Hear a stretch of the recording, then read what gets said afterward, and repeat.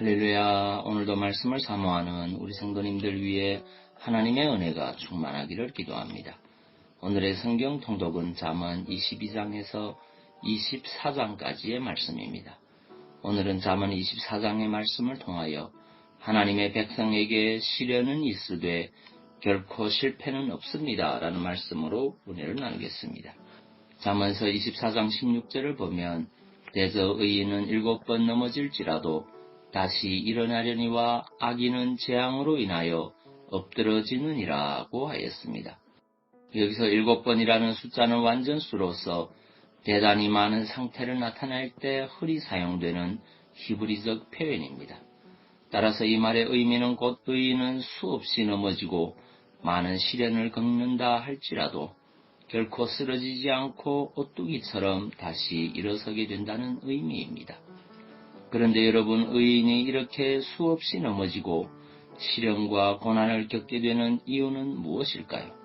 그것은 다음과 같은 몇 가지로 살펴볼 수 있습니다. 첫째는 아무리 의인일지라도 여전히 부족한 인간이기 때문에 여러 인간적 연약함으로 인해 시련과 고통을 겪게 되는 것입니다.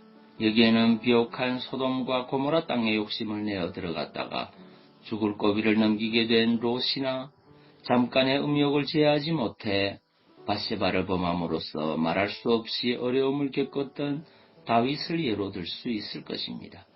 두 번째는 사단의 방해로 인해 시련과 고통을 겪게 되는 것입니다.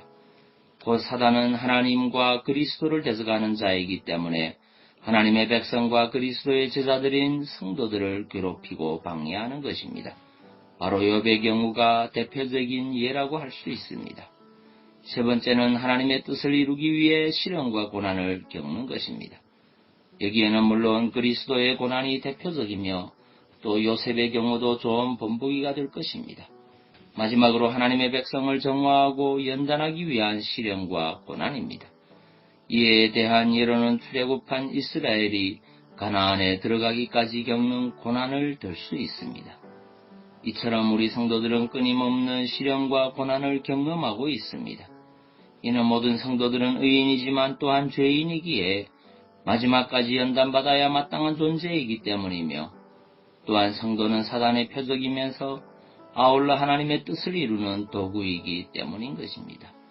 그런데 이유가 어디에 있건 본절에서 중요한 점은 의인들은 결국 다시 일어나게 된다는 교훈입니다.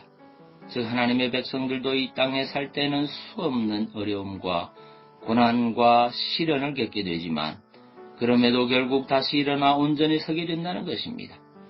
그리고 이렇게 승리할 수 있음은 전능하신 하나님의 보호와 인도, 다시 일으켜주시는 은혜가 있기 때문임은 말할 나위도 없습니다. 물론 이러한 하나님의 은혜는 지금도 여전히 유효하며 우리의 보호와 방패가 되고 있습니다. 그러므로 성도 여러분, 우리는 성경과 역사가 보여주는 이러한 교훈들을 통해 하나님의 백성에게 시련은 있으되 실패는 없다는 사실을 결코 잊지 말아야 하겠습니다. 그리하여 어려움과 고난이 올 때 자신의 실수 때문이라면 겸손히 회개하고 사단의 방해 때문이라면 믿음으로 맞서며 하나님의 뜻과 연단 때문이라면 기쁨과 감사로 받아들이도록 해야 하겠습니다. 그럼으로써 시련을 통해 더 성화되고 결국 사단의 회방을 넘어 하나님의 뜻과 영광을 드러내는 별과 같은 존재들이 되어야 하겠습니다. 시편 37편 24절 말씀입니다. 저는 넘어지나 아주 엎드러지지 아니함은 여호와께서 손으로 붙드심이로다. 아멘. 기도하겠습니다. 사랑의 주님, 하나님의 백성에게 시련은 있으되 결코 실패는 없다는 사실을 고백합니다. 언제나 전능하신 하나님, 내 편이 되시는 그 하나님을 바라보며 고난 중에도 다시 일어서는 성도 되게 하옵소서. 그리고 육신의 질병으로 고통하는 주의 자녀들을 주의 능력으로 치유하여 주옵소서. 예수님 이름으로 기도하옵나이다. 아멘.